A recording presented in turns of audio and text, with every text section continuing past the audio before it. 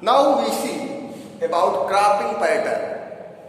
Cropping pattern का मतलब है कि हमारे देश में जो विभिन्न प्रकार की फसलों का उत्पादन होता है उनका उत्पादन किन ऋतुओं में होता है या उनकी क्या क्या विशेषताएं होती हैं। इसे आप एग्रीकल्चरल सीजन्स भी कह सकते हैं, कृषि ऋतुएं भी कह सकते हैं। क्रॉपिंग पैटर्न को आप कृषि ऋतुएं भी कह सकते हैं, क्योंकि आप जानते हैं कि हमारे देश में 3 प्रकार के क्रॉपिंग पैटर्न हैं या 3 प्रकार की कृषि ऋतुएं हैं। पहले क्रॉपिंग पैटर्न है, इसको हम कहते हैं खरीफ सीजन या खरीफ पैटर्न। दूसरा है रबी सीजन और तीसरा है जायद सीजन।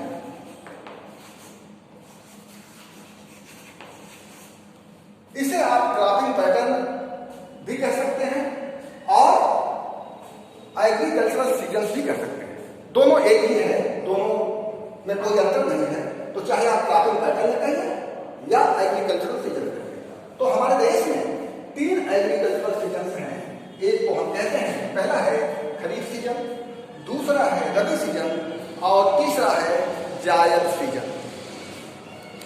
पहला आपका है खरीफ सीजन। अब आपको प्रत्येक एग्रीकल्चरल सीजन के विषय में जानना है, उसकी क्या विशेषताएं होती हैं। पहला है खरीफ सीजन। यह कृषि ऋतु का प्रारंभ हमारे देश में मानसून ऋतु के साथ प्रारंभ होता है, या जिसको आप कह सकते हैं कि वर्षा ऋतु के साथ प्रारंभ होता है। इस सीजन का प्रारंभ, इस ऋतु का प्रारंभ वर्षा ऋतु के साथ होता है। और जब हमारे देश में वर्षा ऋतु आती है तो किसान अपने खेतों में खरीफ सीजन की फसलों की बुआई करते हैं। यह ऋतु हमारे देश में जून से जुलाई तक प्रारंभ होती है और इसमें फसलों की कटाई अक्टूबर से नवंबर तक होती है। यह हमारे देश में एक ऐसी ऋतु है जिसमें पूर्णतया मानसून पर डिपेंड करती है। इस ऋतु में फसलों का उत्पादन मानसून ऋतु पर निर्भर करता है, क्योंकि हम जानते हैं कि हमारे देश की अधिकांश वर्षा इसी सीजन में प्राप्त होती है, जिसको हम एडवांसिंग मानसून सीजन या रेनी सीजन के नाम से जानते हैं। तो यह वह ऋतु है जिसका आगमन वर्षा ऋतु के साथ होता है। इस ऋतु का प्रारंभ जून से जुलाई से लेकर इसमें जून से जुलाई तक फसलों की बुआई होती है और फसलों की कटाई अक्टूबर से नवंबर में की जाती है।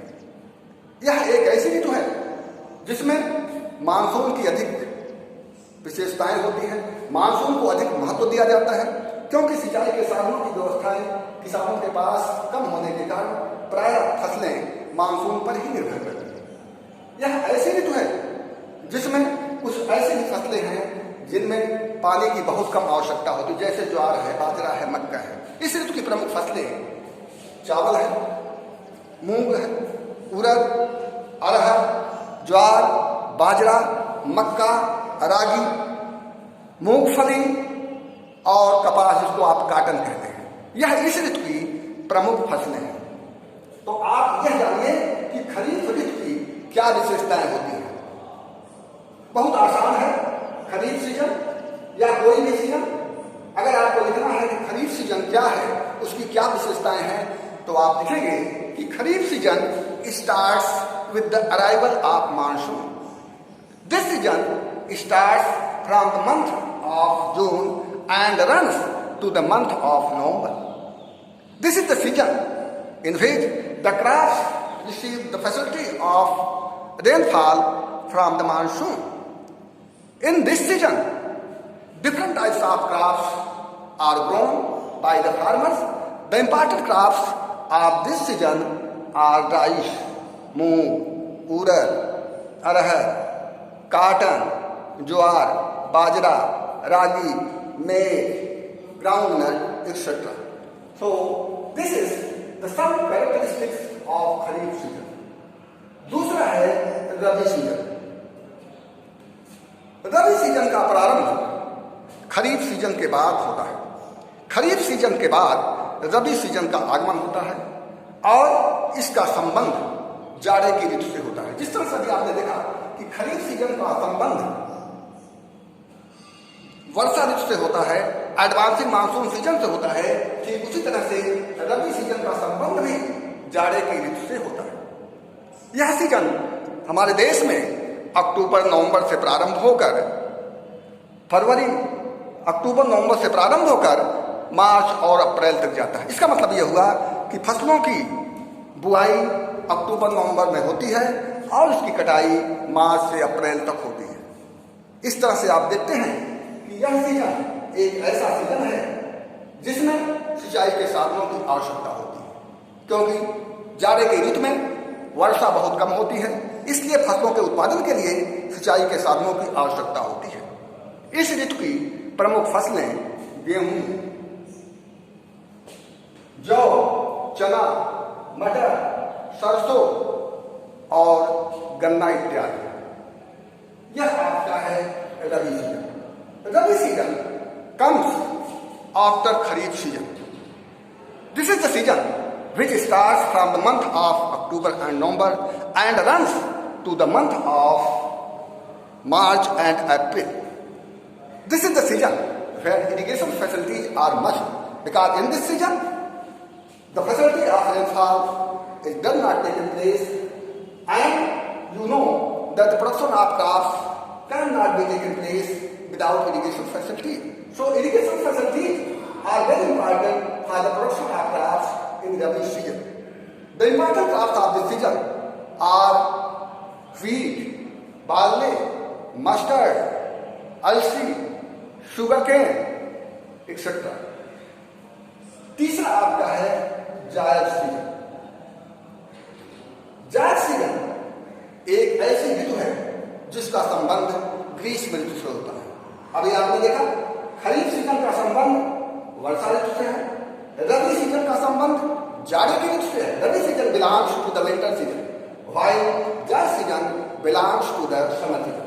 तो जायद सीजन, जायद ऋतु का संबंध ग्रीष्म ऋतु से है, सर्दी की ऋतु से, और यह वह सीजन है जिसका प्रारंभ रबी सीजन के बाद होता है। रबी सीजन के बाद ही जायद की ऋतु प्रारंभ होती है।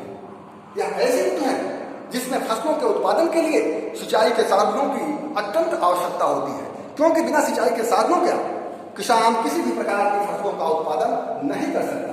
इसलिए यह ऋतु ऐसी है जिसमें सिंचाई के साधनों का रहना बहुत जरूरी है। यह ऋतु हमारे देश में अप्रैल से शुरू होकर जून तक चलती है। इस तरह से हम देखते हैं कि किसान इसमें विभिन्न प्रकार की फसलों का उत्पादन करते हैं। इस ऋतु की प्रमुख फसलें तरबूज, खरबूज, विभिन्न प्रकार की सब्जियां, गन्ना, मूंग, उड़द इत्यादि।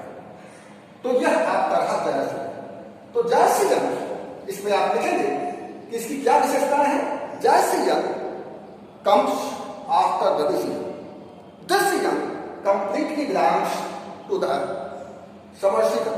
This is the season in which the irrigation facilities are very necessary for the production of crops, because without irrigation facilities the farmers cannot take a good production from their farms.